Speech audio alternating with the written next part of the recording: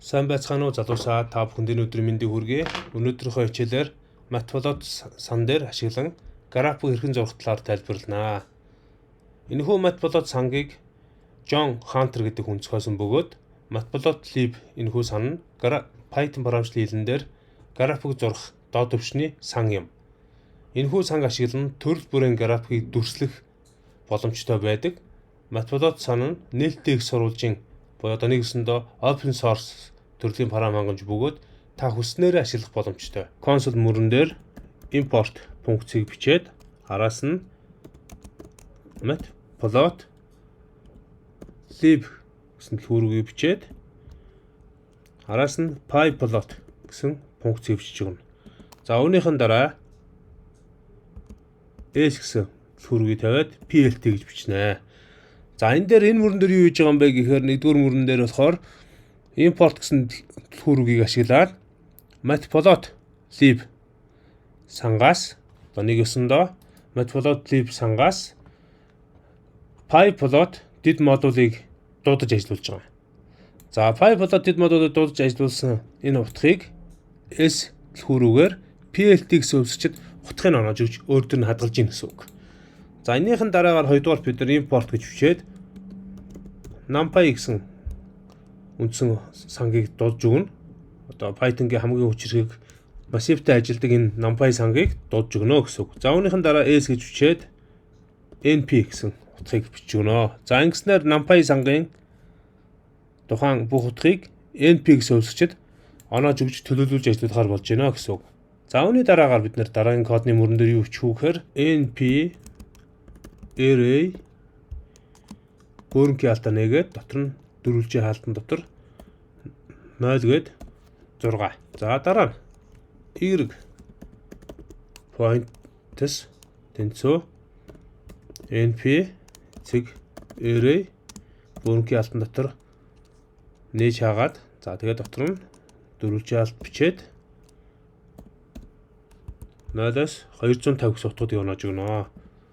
За энэ дээр юу хийж байгаа тавч тайлбарлая. Тэгэхээр энэ дээр юу хийж байгаа юм бэ гэхээр одоо жишээлбэл хамгийн түрүүнд x point гэсэн хувьсгчид np хувьсгчээр дамжуулж 0-аас 6 хүртэлх буюу одоо 0 1 2 3 4 5 6 гэсэн утгатай тухайн массив элементүүдийг np-гээр дамжуулаад x points буюу x цэгүүдэд оноож өгч байна. За дараа нь y points буюу y-ийн цэгүүдэд np массиваар дамжуулаад 0-аас 250 хүртэл утгыг оноож өгч гин гэсэн үг. За одоо энэ хоёроо бид нар зурах шаардлагатай болно. За зурхын тулд бид нар юу хийх ёстой вэ гэхээр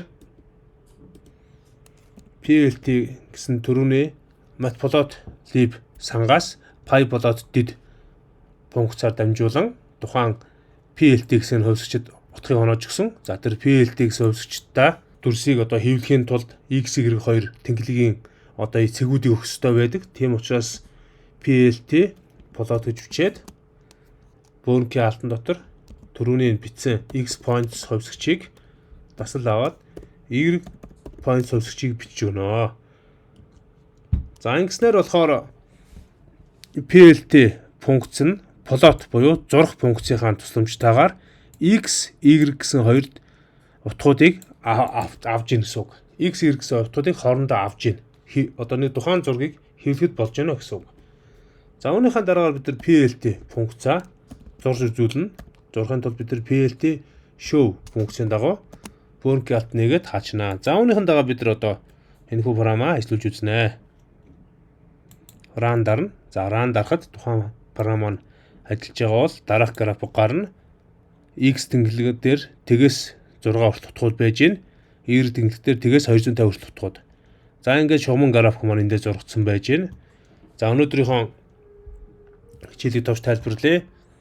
Нэгдүгээр мөрөн дээр бид нар юу хийсэн бэ гэхээр Matplotlib гэсэн ихэнх одоо хэрэгслүүдийг агуулдаг энэ үндсэн сан дотроос pyplot did модулыг ашиглан plt гэсэн хувьсгчид утгыг оноож өгнө. За plt-ийн энэ pyplot-ийн хамаг утгуудыг өөр дээрээ аваад хадгалдаг юм нэг өсөндөө хувьсгч болж хувирж байна. За дараа нь import төлхүүрүүгээр NumPy буюу массивтай ажилтдаг Python-гийн нэг сангийн утгуудыг np дээр утга болгоо авчиж байгаа. За np plt хоёр болохоор тус тусын өөрийнхөө дид сангуудыг өдөртөх боломжтой хувьсгчид болоод хувирсан байна. Харин X points хувьсгчид 0-6 хүртэлх массивын элементүүдийг оноогоод өгнө. Нэгэр points хувьсгчид 0-250 хүртэлх утгуудыг оноож өгнө. За үүнийхэн дараагаар PLT гэсэн түлхүүр хувьсгчдтай plot гэсэн буюу одоо нэг өсөндөө зурах гэсэн хувьсгчийн дагуу X, Y-ийн хоёр утгуудыг аваад массиваар авсан утгуудаа энэ дээрээ аваад PLT цэг show гэдэг функцаар тухайн функцийг зорж өгч байна. За хэдүүлээ энэ дээрээс дахиад нэг өөрчилж үзье. Жишээлбэл 250-аа бид нэр 25 болгоод үзье.